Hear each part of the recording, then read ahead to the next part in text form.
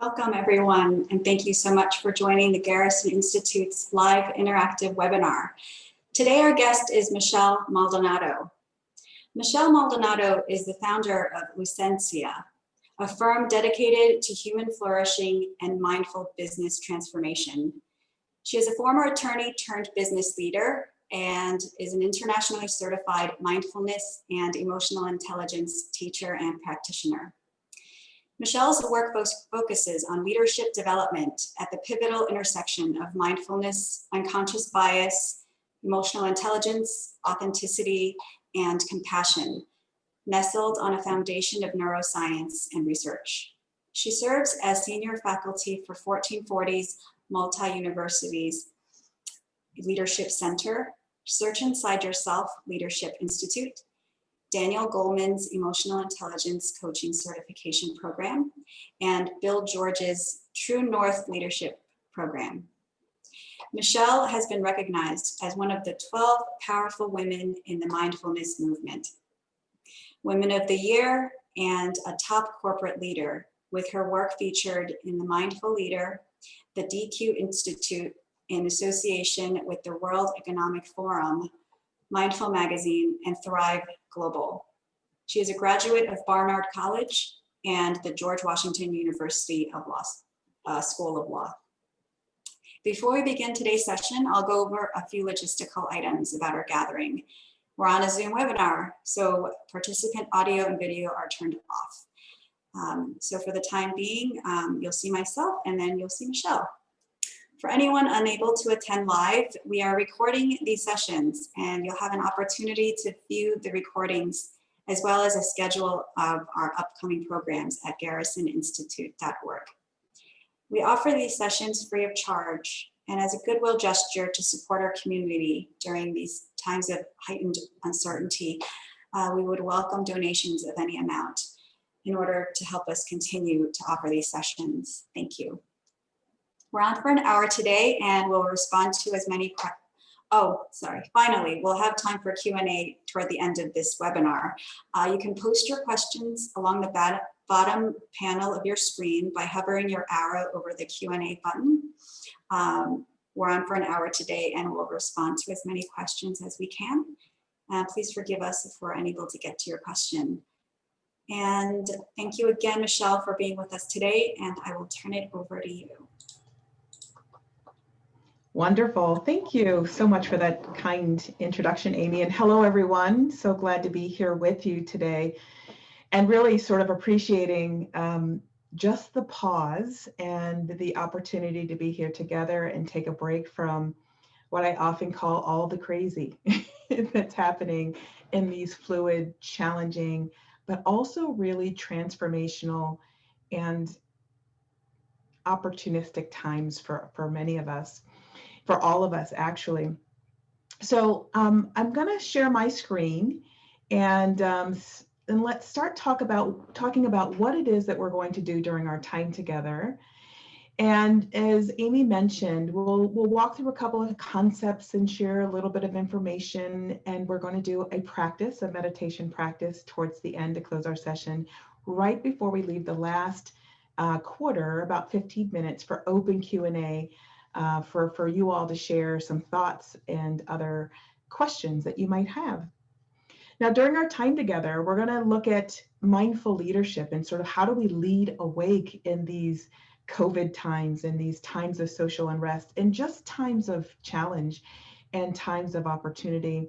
And we're going to look at this time and this way of being that informs our way of leading through three different sort of lenses or perspectives. And the first is our bodies, understanding the emotions, how they show up, our nervous system, how all of these things start to inform and influence our decision-making and behavior, which of course leads then to the quality and nature of our presence. Then looking at our filters, or another way of saying that is our minds. How do we start to pay attention to the mental narratives, to how the brain forms perception. And then taking that information from what happens in the body, what happens in the mind, pulling it forward into how those things begin to shape our relationship and interactions with others. Now, before we dig in too deeply, I just want to say that's how we're going to approach today's conversation. And today is a conversation and exploration that is an invitation to think about things perhaps a little differently, or perhaps think more deeply about things that are already on your heart and mind.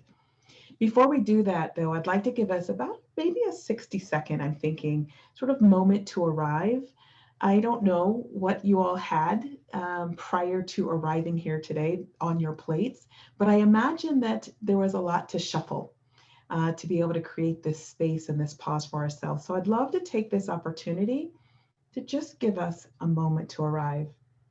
And the way we'll do that is by taking 60 seconds to just find a comfortable way to sit in your chair.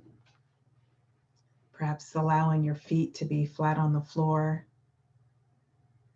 your spine erect, and kind of stretching upwards so that your spine feels like a majestic mountain, but allowing the belly to be soft. If you like, you can even close your eyes, or instead perhaps cast them in a softened downward gaze.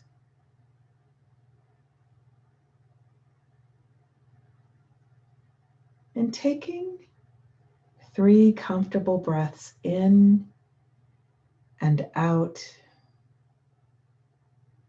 allowing the air to enter the nostrils as it travels down the throat, into the lungs and belly. Exhaling, allowing for more tension and centeredness to enter.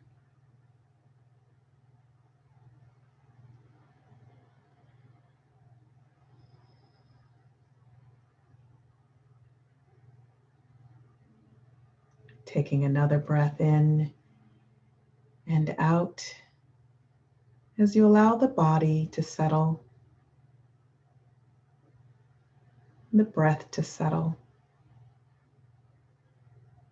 and the mind to settle. Whatever thoughts, whatever things we have to do, see if you can gather them up and imagine placing them into a small suitcase and placing that suitcase outside of your door. Those things will be there for you when and if you'd like to pick them up later. Setting an intention for this next hour to just simply be here, to be fully present, giving yourself the gift of this pause.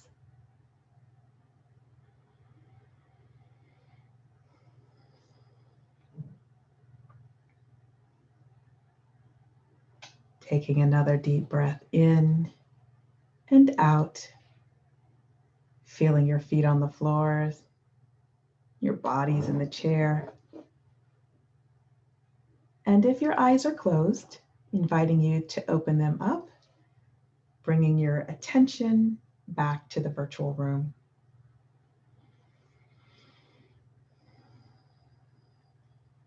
All right.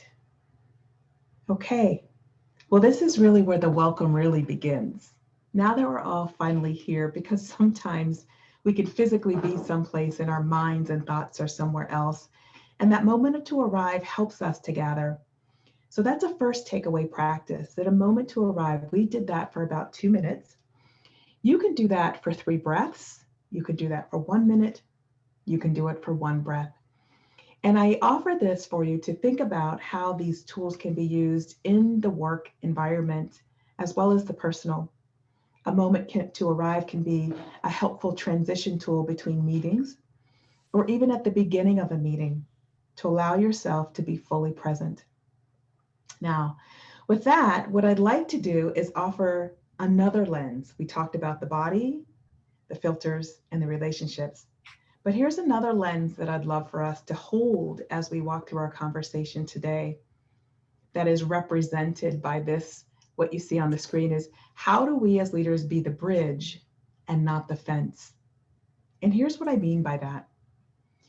Oftentimes we think about how things are inequitable and how there's so much inequality. And not everybody has equal access, not everybody has equal opportunity, and not everybody is equally, properly, and fully resourced. That is the world we live in, that is inside and operating within ecosystems and systems and frameworks that were built to honor and benefit a few over the many. Our response to that over the years has been our demand for equality. Now, equality, as the word suggests, is to make things equal. And you can see in this illustration that just making things equal actually doesn't give people access. It doesn't create equal opportunity. So then we start to think about, well, then we really need to think in terms of equity. Now that's where things start to shift. We have people properly resourced, and perhaps then they're better able to navigate a system. Now I say this system, and it's represented in these sort of little vignettes by the fence. The fence gets in the way. The fence either supports or challenges or obstructs many of us in many ways. And I don't say a system that's broken, because in fact, I think the system was created intentionally the way it is. But as we evolve as humans, as leaders, we begin to see the system doesn't serve. And so now we say the system is broken. But the system was designed intentionally to work as it does. And so what we're really called to do to create belonging is to remove that system.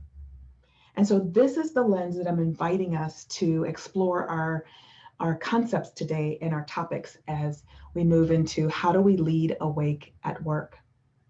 Now, before we do that, one of the things that's important for us to think about is how emotions and other things show up in the body. So let's move into that first realm of bodies, our bodies. Now, the interesting thing about our bodies is that it gives us so much data. Now, I'm not talking about necessarily cognitive awareness. I'm talking about physiological sensations in the body that give us data. And here's what we know from research is that even though emotions are very complex, and so whether you take some earlier research, such as a very well-known research study out of Finland that maps our emotions to the body, or you look more at the emerging work of Lisa Feldman Barrett that looks at the complex circuitry of emotions and how they arise, how they're made, and how they influence what we do, there are some really key things that we need to understand. The first is that it is easy for us to understand this first piece of that emotions do have a feeling in the body. Now, we may not be very experienced in noticing sensations in the body, so don't be overly concerned if I invite you to tap in to sense something in the body and you're like, I don't feel anything there. Now, sometimes it's because truly there is nothing there. And sometimes it's just simply because we haven't learned how to exercise that muscle of learning how to tune in to what is present in the body. So with an earlier study that was done out of Finland, I'm going to sort of explain that one to you briefly. In there, they did a cross-generational, cross-sectional, cross-cultural, and cross-gender study and invited people to write on body silhouettes where they experienced sensations in the body when they were sort of experiencing certain emotions. The challenge that we're seeing with some newer research is saying that sometimes if you tell me, look at this picture, and you interpret that as anger, and I ask you, where do you feel that in your body? You say, oh, I feel anger in my chest, or I feel heat in my head. But somebody else looks at that picture and they says, oh, that looks like concentration. Where does that sit? So what we know is that sometimes the interpretation of the emotions we think we're witnessing might be slightly off. But here's where we can turn it to our advantage. If we know that for ourselves, the way we define emotions, a particular set of emotions like anger, frustration, love, joy, celebration, feeling isolated, depressed, if we can identify when we experience those emotions, how they show up in our own personal bodies, the rest doesn't really matter. whether you're following old research or news research. So one of the things I'd like to invite people to do is to really tune in when you're feeling a certain situation or experience to see, check in, do a body scan and see where is that showing up in my body. So I'll give you an example. If you just pause for a moment and you bring to mind somebody you love, just even if in this moment you just close your eyes and you think about, oh, maybe even placing your hand on your heart or your heart center in the middle of your chest. And you say, this person, I just would move heaven and earth for them. The thought of them, the sight of them, the sound of their voice makes me smile. Someone who you want the best for, who you want to see succeed and be happy and healthy in life and always have a felt sense of feeling heard, valued, and seen. Now, when I ask you to bring someone to mind that you love, take a moment to see if you also notice any sensations in the body or feelings in the body. When you experience love, what are the accompanying physical sensations for you? And these may be similar or different to others. What's most important is that you understand how it shows up for you. Taking a moment to just anchor that knowing. And if you don't sense any feelings or movement in the body, that's okay too.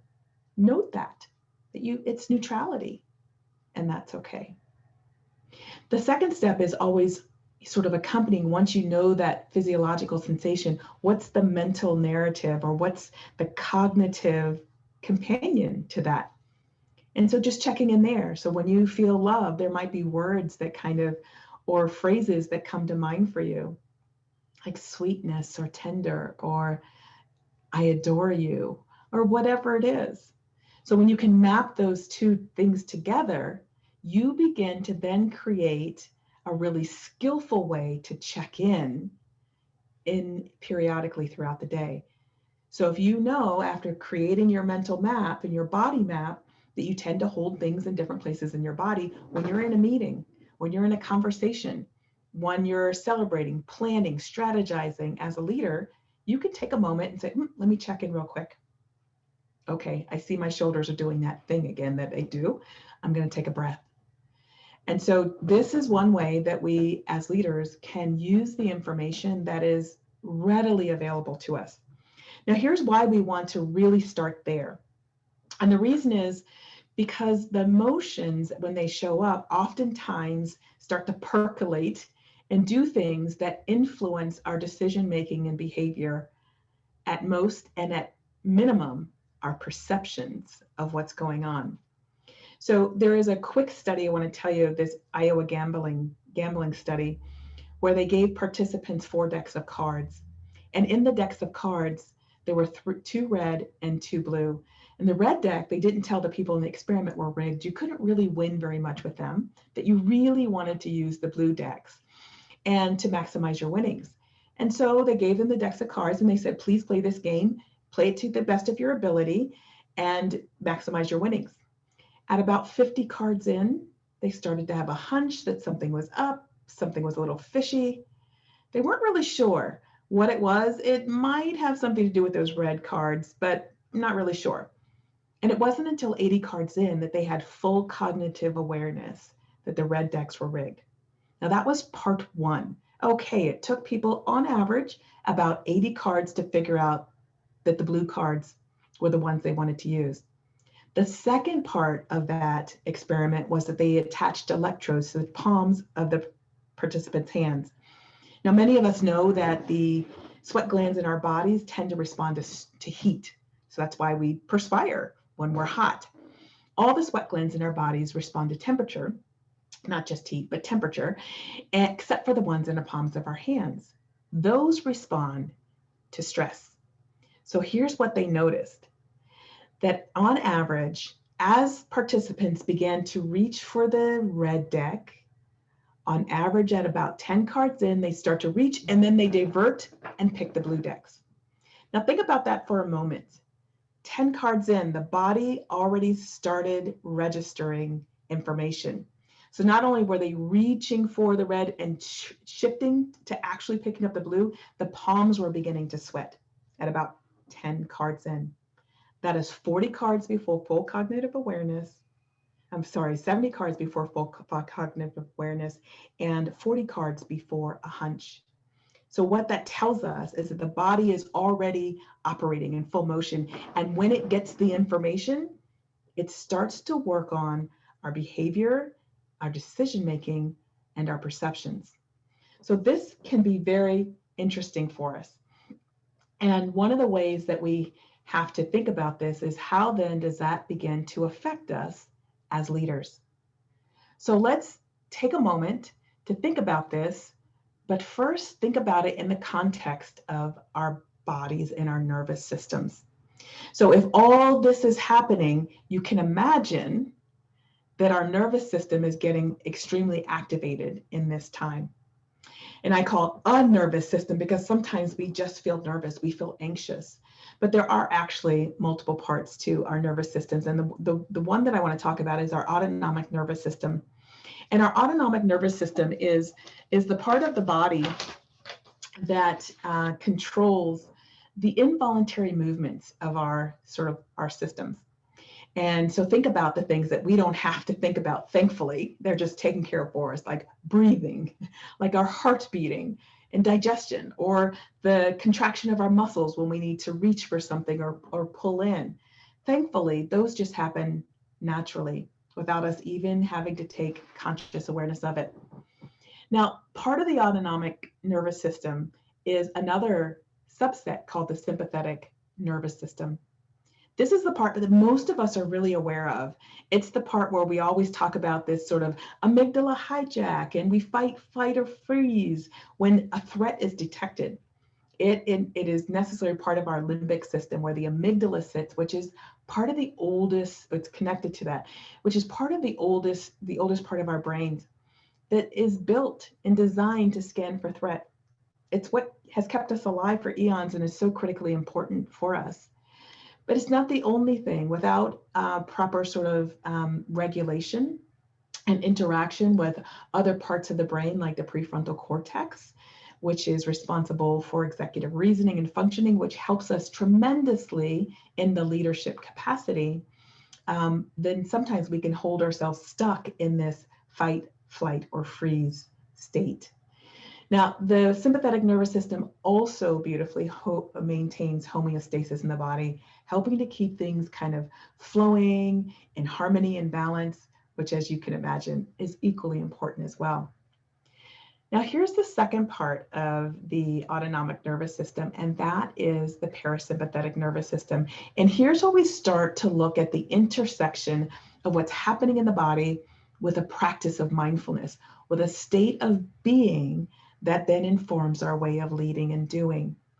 And the parasympathetic nervous system is the part of the nervous system that activates or is responsible for our rest and digest, or our restoration and healing functions. That's part of what it does.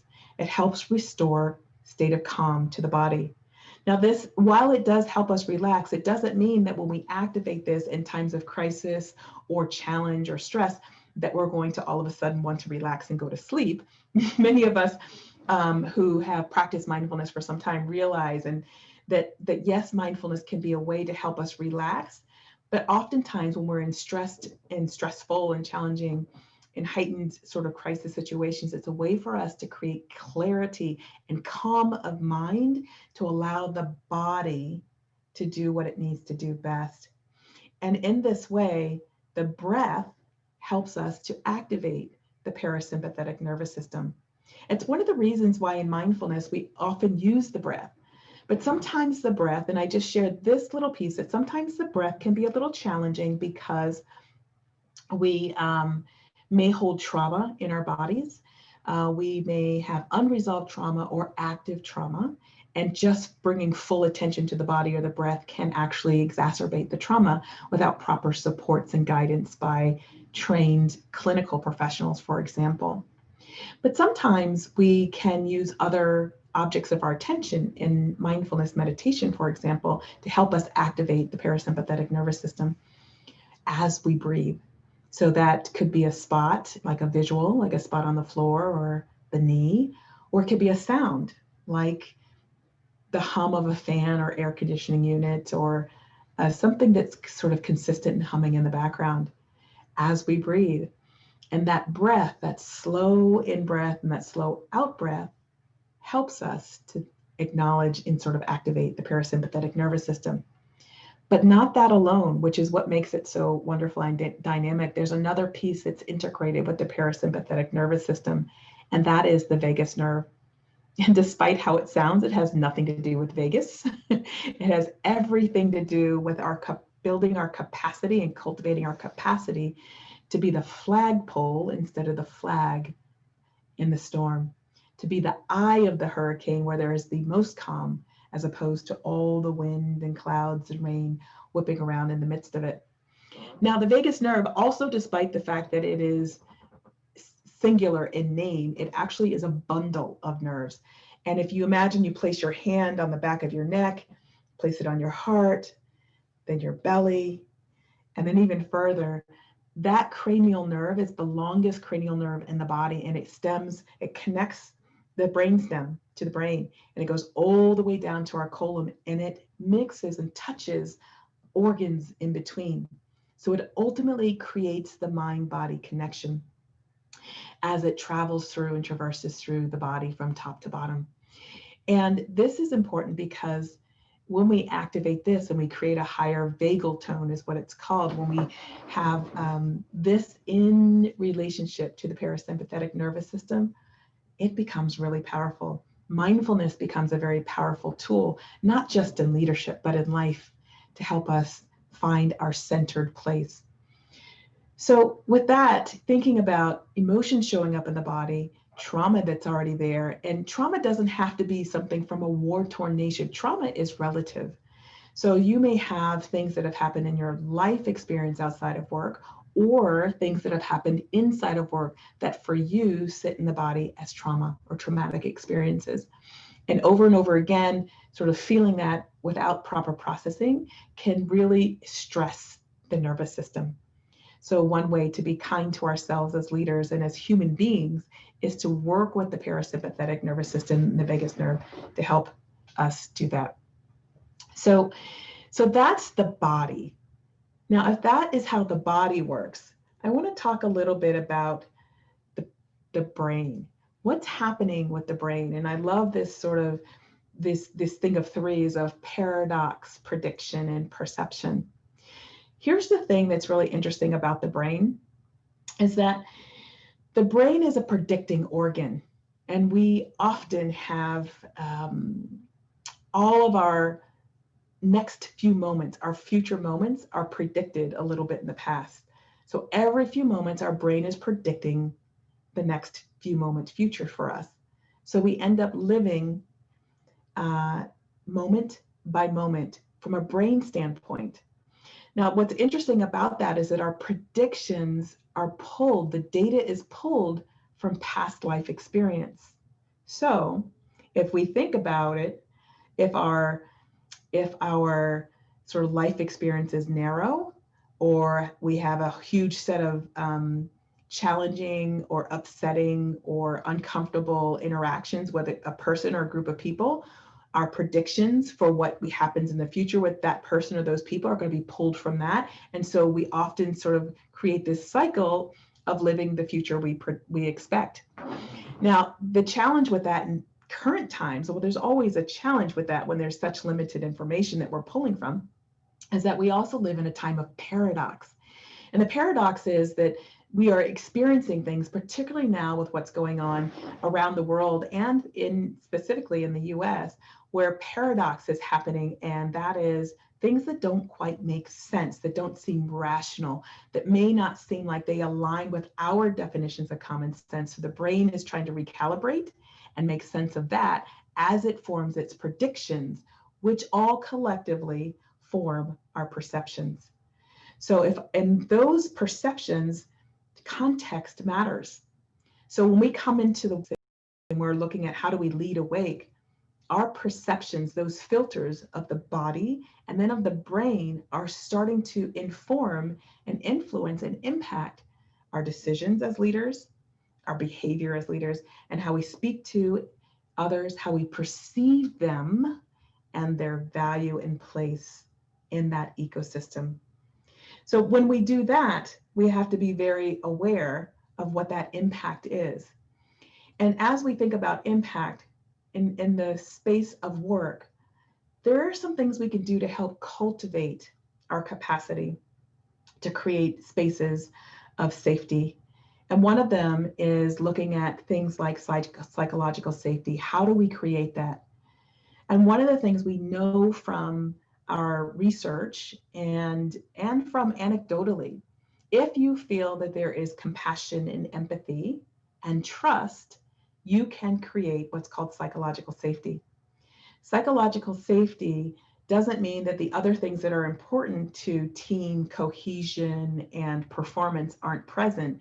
What it simply means is that it can be the glue that helps it be sustainable, high performing, and impactful, because it necessarily requires us to do our inside work first to be able to show up as healthy, productive members of our community.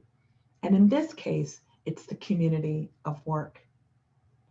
And then what we know is that the psychological safety based on sort of compassion and empathy is important, because that then also fuels our trust. And trust is so important in the workplace as leaders, as mindful leaders, because we know what it looks like when we don't have it. And we know what it feels like when we don't have it. There's often conversations around talking about culture. Oh, that culture at that place is awful. I had to leave because the culture was bad. Here's the thing, we interchange these two words all the time, culture and climate. Culture is what happens, right? It's the norms. It's how people behave. It's the lived values and behaviors, not the plaque on the wall. It's the lived ones that happen every day. Climate is how we feel when we enter that culture. And when we don't feel aligned, and we as leaders don't create the trust and the safety and the environments to be supported for people to take risk, to ask for help, to not be afraid to make a mistake, to recover when they do, all of that is something that we as leaders are called to cultivate. When we don't have it, it can make us feel uncomfortable as part of the climate equation of culture and climate. And here's why it's important. Because in these days when we are really transforming, we're not just changing, we are transforming the way the world of work is done. We're transforming our systems and ecosystems, and courage is required. And there's lots of vulnerability in the rise in cultivating the conditions for us to be courageous. Firstly, the courage courage is required to act when we have doubts and fears about the consequences. And even today, that courage has elevated even more to moral courage, which is different. Moral courage is the courage to take action for moral reasons, despite the risk of adverse consequences. So you can see the nuance different. And as leaders who are mindful and fully present, we're being asked to help create the conditions for both types of courage to be present so that we can create communities of belonging and unity. We're called to do this, but we can't do this without first fully doing our own inner work. In fact, there's a quote by John Mackey, who he stated this in an interview years ago, and he said, as leaders, we're required to do our own work, to work on ourselves, to better ourselves. And if we don't, we're holding our organizations back. Now, I believe that to be true in the organizational context, but actually bigger and broader, and more importantly than that, I believe it to be true in life. we're holding ourselves back. We hold our families back. We hold back the richness of living and connecting and loving and creating together when we don't do our own work. So with that, what I'd love to do is just give a quick opportunity for us to do a meditation practice called grace. As leaders, even when I was in an organization leading people, if I say the word grace, there's something that I feel inside myself that gives myself permission to be kind to myself. But it also is an invitation for me to extend grace to others.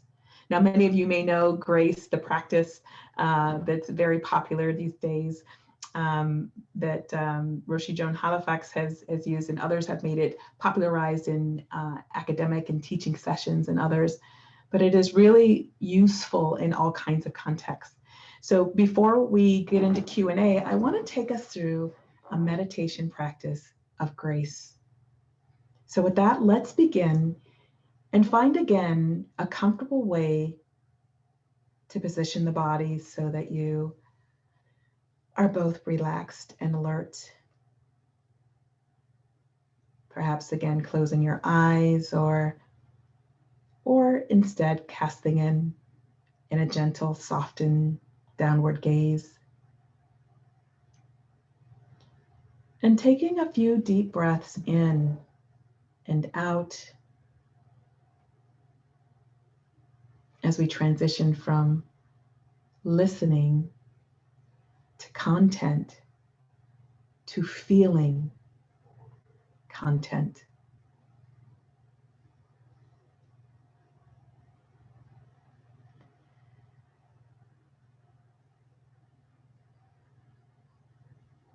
Now with grace, I'm going to invite us to look at the first letter of the word grace, G.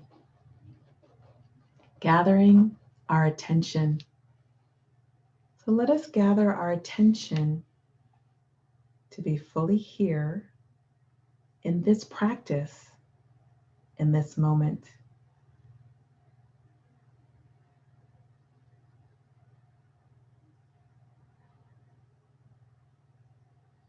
Perhaps anchoring yourself into the body and really feeling your feet on the floor to acknowledge your full presence.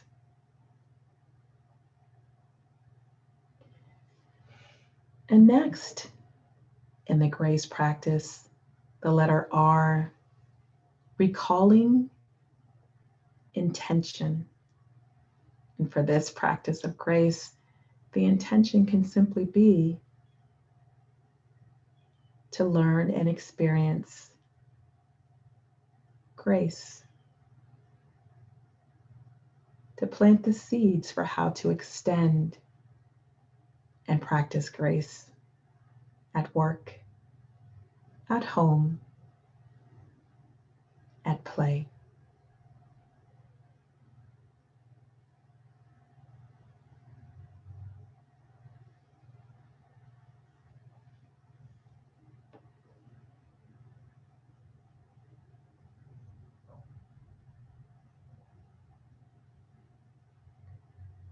And now that you've recalled your intention, your attention, let's then move to attuning. Attune yourself to yourself, and then we'll attune to others. And in grace, what this simply means is to check in with ourselves, taking a moment to perhaps check into the body, noticing what might be present, what you might feel, what sensations might be showing up in the body in this moment, and where. Taking a moment to attune to the body.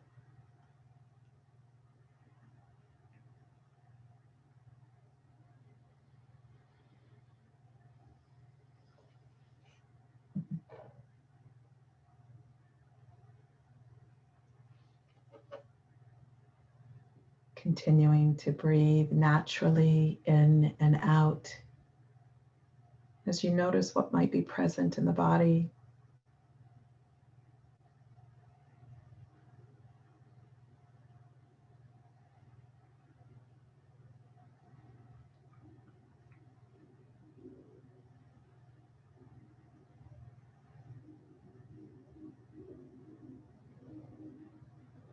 And taking a moment to pause and shifting your attention to the quality and nature of your thoughts in this moment. Perhaps you can just simply name them and let them go. Give them a word. Perhaps it's curious, or maybe tired, interested, or maybe even bored. Whatever the nature and quality of your thoughts are in this moment, just attuning yourself to those as well.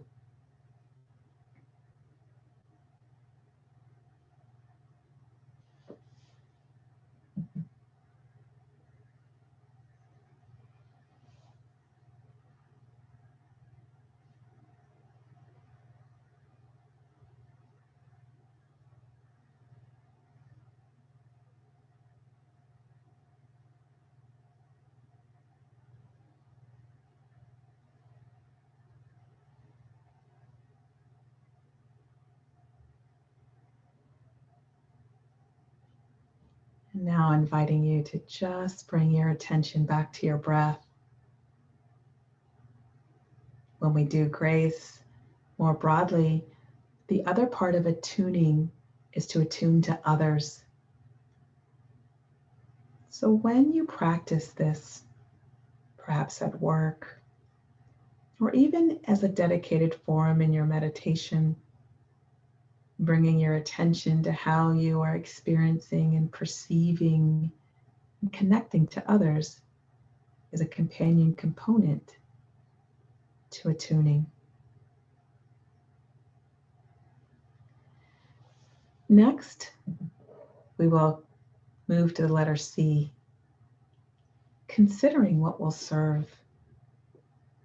In this moment, what serves you and supports you? Many times it is asking the question of considering what will support the best outcome, the highest outcome. In this practice, perhaps you can consider what pieces of leading awake you'd like to lean into. Perhaps it's reflecting on your perceptions, or maybe even learning to check in and leverage the data that the body provides us so that we show up more skillfully and make more informed decision making as leaders. Consider just for a moment what pieces would best support you in leading awake.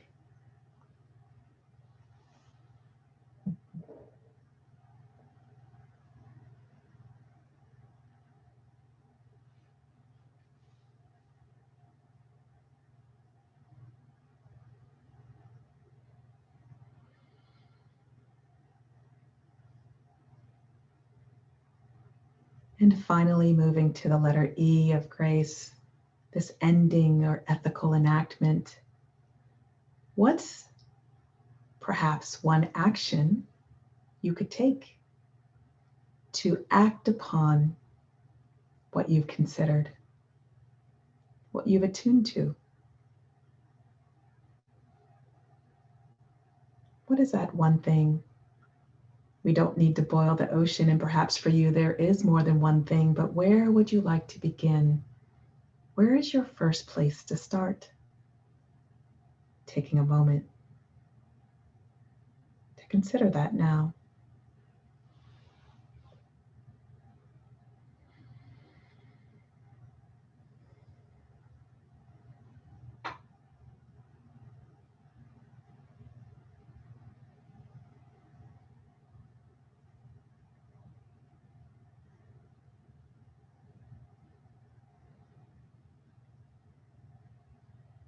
And together, let's go ahead and take another comfortable breath in and out.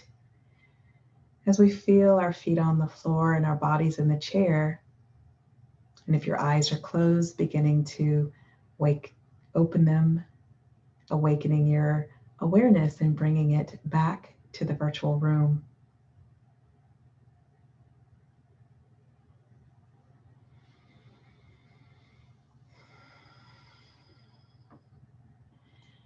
As we think about how we lead awake, there are so many things that are happening in the body and in the brain that influence the nature and quality of our presence and the ripples of our actions. So mindfulness as the foundation is so critically important to enabling our capacity to lead awake. And the other thing that's a companion to that, of course, as you know, is compassion.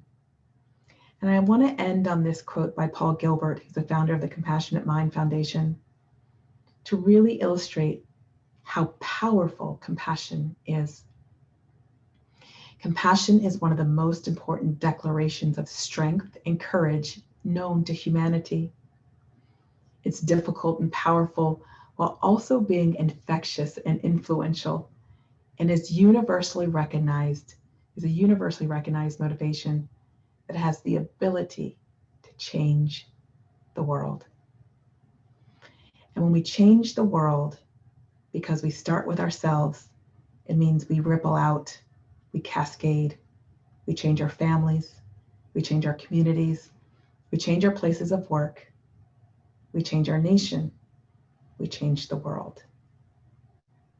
So with that, I want to thank you and turn it over and open it up to questions or comments that anyone might have at this time.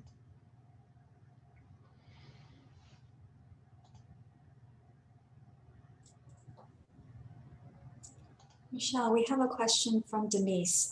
She wrote some context, which I'll read. It's a little long. So Denise says, I recently read the Combahee River Collective Statement from 1977 and have also been exploring the concepts of ecofeminism. The Combahee Statement summarizes, we realize that the liberation of all oppressed peoples necessitates the destruction of the political economic systems of capitalism and imperialism, as well as patriarchy. With our current reality, it seems like these toxic systems are just beginning to be acknowledged, and that their breakdown could be a reality someday. I am nervous, though, that these systems are just going to be remanufactured again to trick us. So Denise's question is, how do we help others do their own work, just to acknowledge these systems are at play? I can see many people getting lost or caught up with how to apply the information they take in onto themselves. I want others to see that the one coming forward in any situation is not a threat, but as an alert that there is a toxic systems at work to harm people. Yeah, thank you, Denise, for that question. Thank you, Amy, for reading that. And, this is really, really complex. And here's the thing, there are multiple ways to sort of respond to this. It's so multi-layered. The first part is when we talk about leading awake and we ask people to create these ecosystems of belonging and unity where everyone thrives and flourishes, we are necessarily talking about transforming what's present, not fixing, not changing, but transforming and elevating. That sort of maps to how we as humanity, our sort of higher consciousness, our awakening of what is truth in our collective reality and where the pieces fit and where we all fit together. So there is great toxicity in these systems that you have shared, but the toxicity isn't just because it's capitalism, imperialism, or patriarchy. It is an over-indexing on one side of the spectrum. So one of the things that I like to talk about with people often is we have to find a way to bring in femininity sort of the feminine, the power of the feminine in a way that is equal to the power of the masculine. This has nothing to do with our gender or sex. This has to do with the energy that sits in all of us. We all hold masculine energy. We all hold feminine energy. And where we have over-indexed in society and humanity is on the masculinity. And so what we're beginning to see with this awakening is that there are this infusion so that we're meeting and moving on the spectrum closer to the center. Now, in that shift, there are many people who will fear losing power. They fear the shift means they lose something. And in many senses, there is a power loss, but it's really a power shift and a power harmonizing and balancing.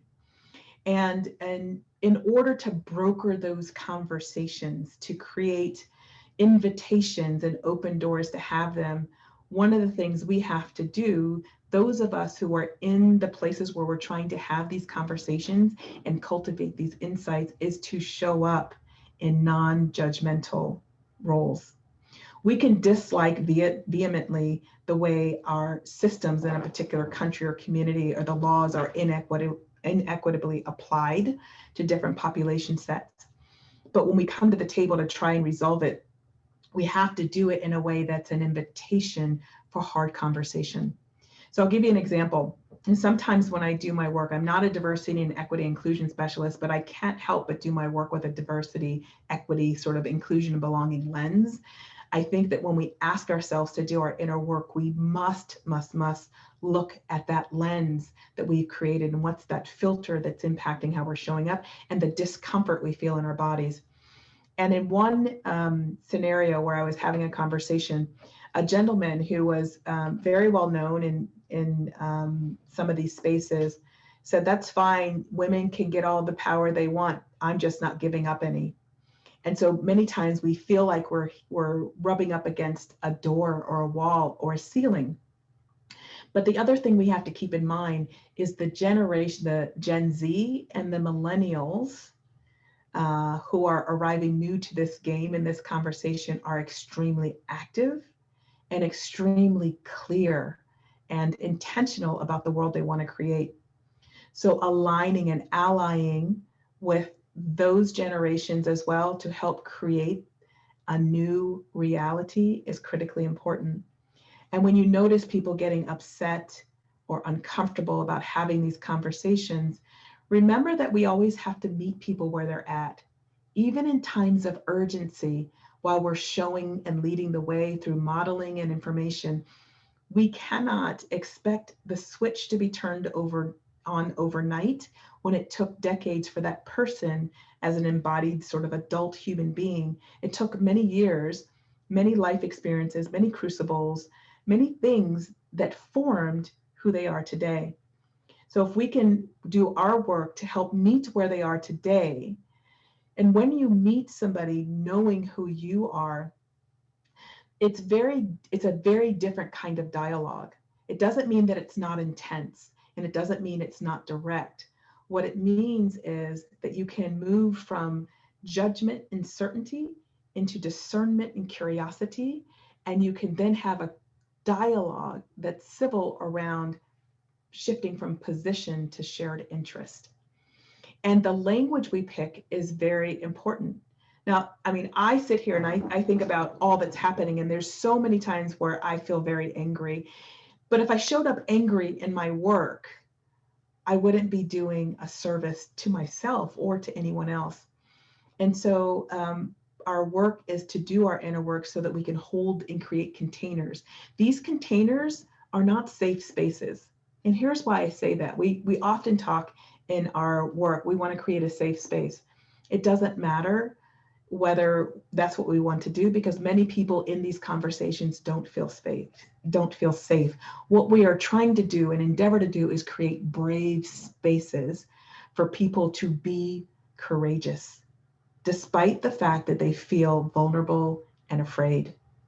And if we hold a brave space container properly, then people can get angry, they can get emotional, and it's okay.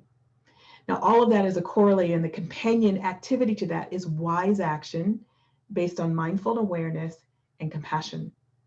Anybody that's heard me speak before has heard me talk about this quote that I heard, that I read, that was in a blog post that Jeff Weiner wrote, who's the former CEO of LinkedIn. And he was talking to his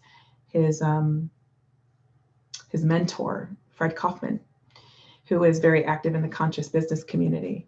And he said that wisdom without compassion, well, compassion without wisdom is folly. Wisdom without compassion is ruthlessness. So capitalism, in and of itself, we're looking at expanding that definition to all stakeholders. So if you look at the conscious capitalism movement, you look at how the demand for purpose has grown, hundreds of percentage points over the last few years. The end goal shouldn't just be profit. It should be making the world a better place while providing a good service. So I don't believe that we have to get rid of capitalism, although there's plenty of room to argue that we should. But I do think that there is a way to redefine what we mean by what's the outcome and the purpose of capitalism. We're always redefining things. I do think that we have to be very careful that we're not just repackaging, as you say, Denise, that all of a sudden capitalism is a nicer termed word that actually is doing the same thing. And that's where we hold each other accountable. And as leaders, when we move into our organizations, we have to have that courage and that moral courage to say, this is a lived value that is not in alignment with who we are. And these are the steps we need to take. Let's co-create that together. And that's why I made the point of lived values, because many organizations have values on a plaque, on a wall, on the intranet site of their HR portal. Those are spoken, but they may not be what's lived. And there needs to be a reconciling and an alignment of what is lived and what we're actually doing. So inviting in the conversation, setting a brave container, doing your work so when you show up and you hold that container, you can allow for that discourse to happen and for the discernment and curiosity to arise as we start to transform, not just change, what the new reality needs to be. So I think that was a long way of answering the question, but it's a good question. It's a really good question. And it's a hard one because this work is simple, but not easy. Thank you so much, Michelle. Denise said, wow, wonderful, amazing. Danielle asks, in a time where we are suffering continuous losses of the results of our activated moral courage, how can we heal between blows as we stand for justice, safety, and health of our organizations and community? How do we show up strong and present and not weakened and fearful by each impact each day?